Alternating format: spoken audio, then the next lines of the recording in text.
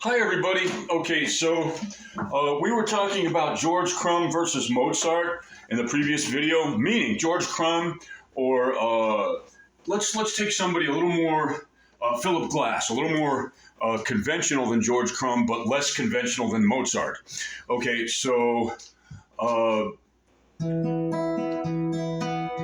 believe don't take this to the bank, but I believe that Philip Glass did the score for the Shining in 1980 with Stanley Kubrick directing, with Jack Nicholson. That particular version of the Stephen King novel, The Shining, the movie version with Shelley Duvall, rest in peace, which is minimalist but has structure that adheres to some sort of aesthetic in terms of melody, rhythm, something to establish.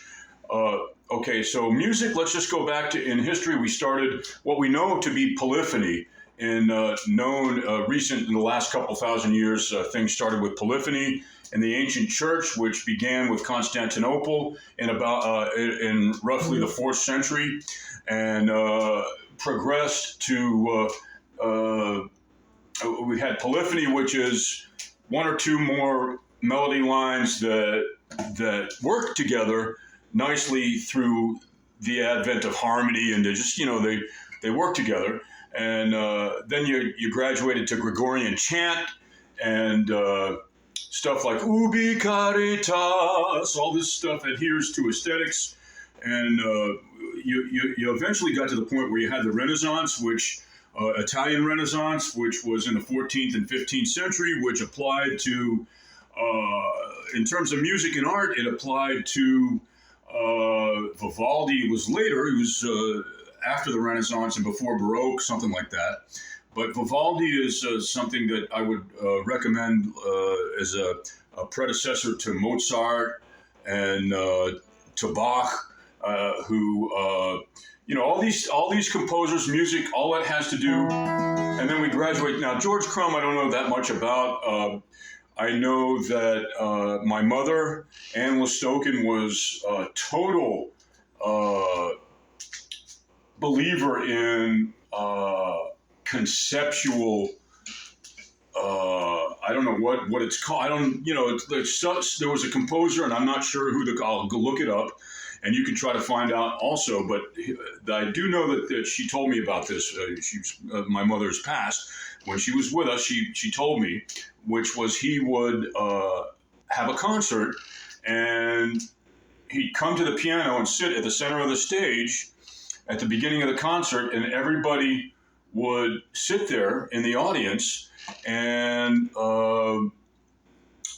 he'd just sit there. Then he might look at the audience, people might make noises, and whatever they did or said was part of the conceptual music, quote unquote, whatever that means. Am I discounting that? No. Am I lifting it up? No, I'm not lifting it up either. I don't think that's music, but it is a statement.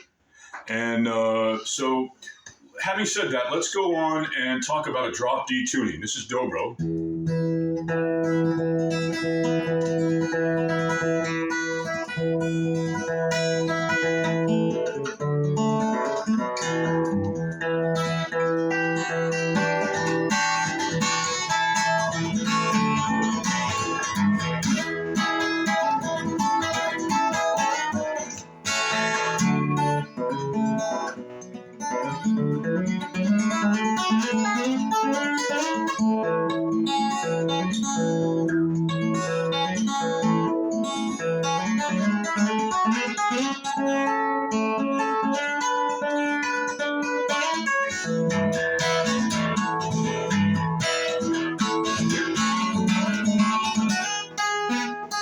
And you'll notice that I'm staying within the boundaries of a rhythm. I establish a beat and a rhythm. That's my structure. And it helps for me to communicate to my fellow human being and animal and plant through music. If you don't have something that sounds what we call nice, or we call good, or we accept, that makes us feel in a positive way, it has to be positive. That's the thing. So when you have a guy that comes in and sits, everybody gets frustrated and pays money and sits in the audience and he says, "I fooled you. That was the concert." Hope you enjoyed it. We recorded it too.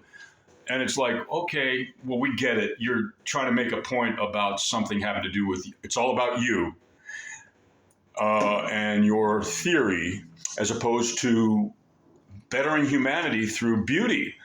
To be continued. Thank you. Thank you.